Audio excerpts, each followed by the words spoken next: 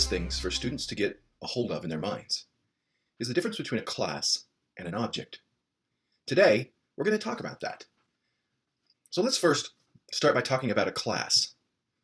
A class is something that you write or extend in the case of inheritance, while it includes the instructions about how something should operate.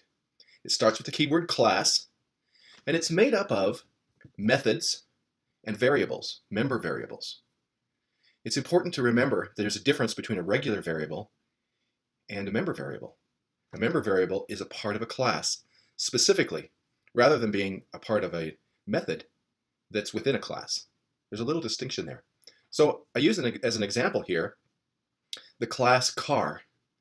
This car has 4 member variables: passengers, wheels, make, and model. And it has one method, drive. That's pretty basic, right? All right, let's talk about then an object. See, an object is the realization of a class. We don't write code for an object, we write code that uses an object. They're used in classes through instantiation. Instantiation means that we create an instance of a class, which is also called an object. So here's an example. Within our main method, we create an instance of car we're going to call my Jeep. See, now that we've created an instance of car called my Jeep, we can then use it. And we can use it by, in this case, calling the drive method. As a part of that instantiation, big long word, we have really a couple of different elements. First, we start out with car. That tells us what type of an object we're going to have. My Jeep is the name of the object. And then after the equal sign, we use that special keyword called new. New creates a spot in memory to store the object. And then the last element, again, it's called car with parentheses. That is called the constructor. The constructor is a special method that belongs to the class that is called at the time that an object is created. We'll talk a little bit more about that here in a minute. So what I'd like to do is to create a hands-on example that you can see. So you can see the difference between the class and the object. We're going to start with 2 classes, and we're going to create a calculator. The first class will be called calculator, and the other one we're going to call CNumbers. CNumbers is the engine that will perform calculations. The calculator is the driver class. It's the one that's going to have the main in it. It's going to instantiate CNumbers, and then it's going to gather input through it, and it's going to call the object's methods. So here we go. Let's give it a try. So within NetBeans, I'm going to show you the difference between a class and an object. First, we'll start with the classes. Like I mentioned earlier, we're going to create a class that does calculations on 2 numbers. It'll do addition, subtraction, multiplication, and division. And then we're going to create a driver class that will use this class through instantiation as an object to do some work. So let's start with the engine class, as I kind of like to call it. And we're calling that one CNumbers. Okay. Within this class, we're going to have two member variables. We're going to call them number 1 and number 2. Okay. Now, there's various ways that we can use these 2 numbers. We can set these 2 numbers. The first is a constructor. Constructors are special methods that are called when a class is instantiated into an object. The purpose of it is to set up the class. We start with public. It has the same name as our class, and then we can pass it parameters. In this case, we're going to pass it number 1, number 2. We named them the same thing as our member variables just because that way we don't have to think up other names for them. The way that we tell the difference between the number 1 that's just within this special method and the one that's a member of the class CNumbers is the keyword this tells us that this one is part of the class. So this number 1 equals number 1. The second one then refers to the one that's a part of the method. And this number 2 equals number 2. So when I instantiate CNumbers, I can pass it a value for number 1 and number 2 right off the bat. Another thing that we do is, the other way that we can set these is through what are called getters and setters. Basically, they're just methods that set the values and that get the values, as they say.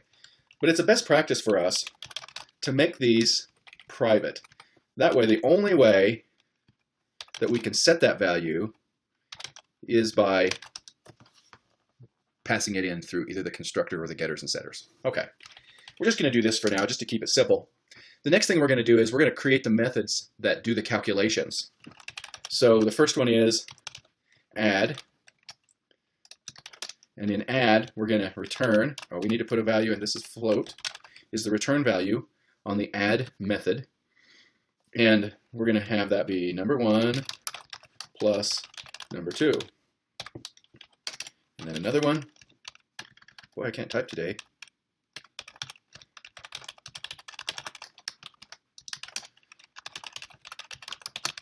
Let's go do number 2 minus number 1. Okay. Let's do multiply first.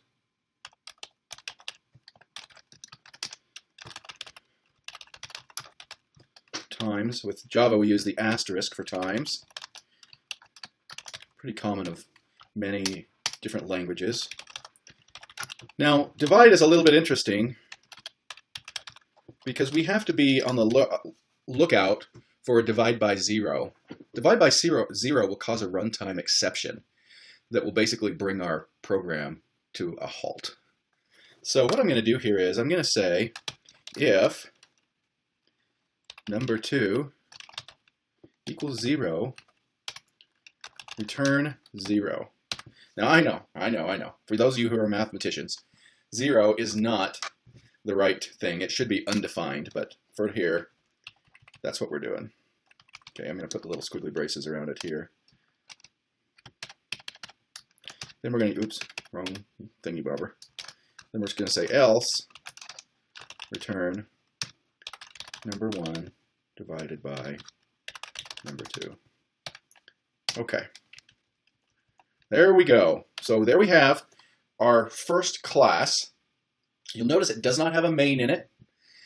It only can be used with instantiation. Okay, so we're going to save that guy. And then we're going to create another class here. We're going to call this one the calculator. This is the one we're going to run. It's going to have a public static void main in it. Okay, and so this is what we're going to use to kind of provide the presentation for the application. Okay, so the first thing we're going to do is we're going to seek out input from the user. And we're going to use the scanner class, and we'll call it input equals new. Again, just like we were going to be instantiating C numbers in the same way. Scanner, in this case, we have a parameter on the constructor called system in. That tells it where to get it. And if you'll notice, scanner is in red. That's because we need to import java.util.scanner. Now it's not red anymore. Okay, so we ask this, print out a message. Oops. Enter. Oops, in quotes here. One of those days. Enter the first number. Okay. Now we're going to then take the number off the keyboard, and we want to temporarily put it in a field. It needs to be the same type as the one we're going to be using over in C numbers. I'm just going to call it temp num1, and we use that object input, and it has a member. It has a method called next float.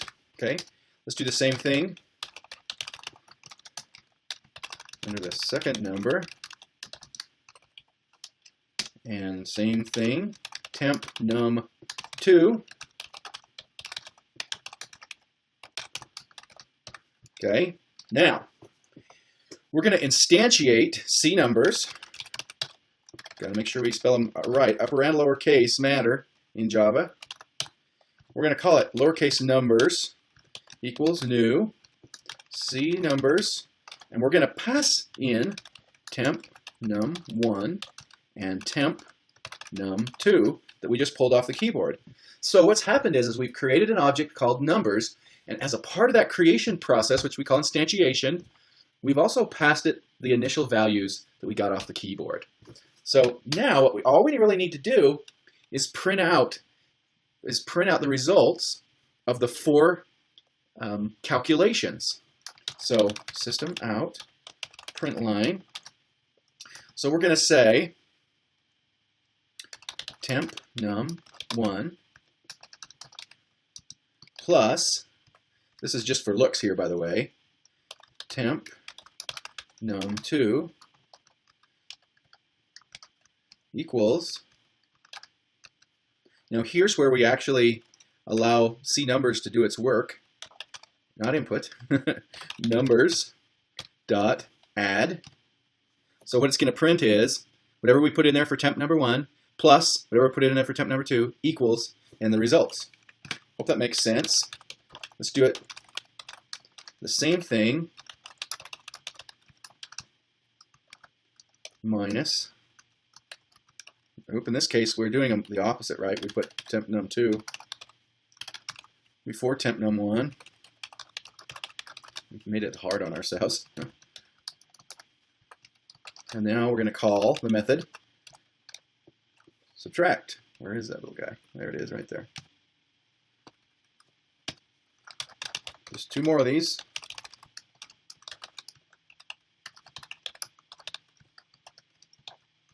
Let's do multiply.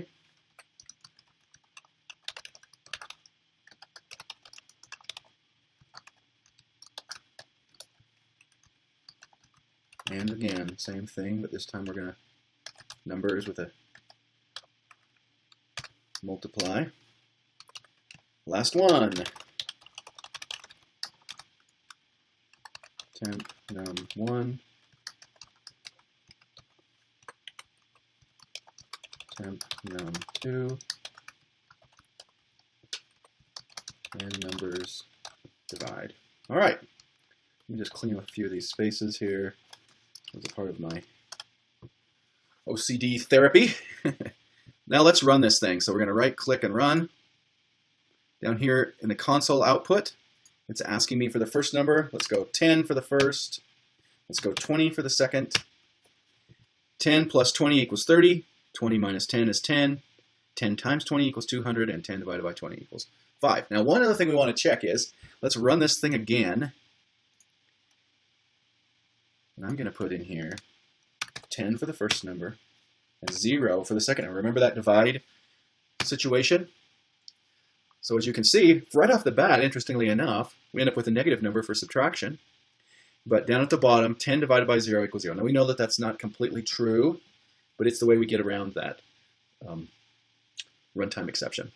So what we've shown here is, first of all, the difference between a class. A class is something we write, and then the difference between that and an object. An object is something we use.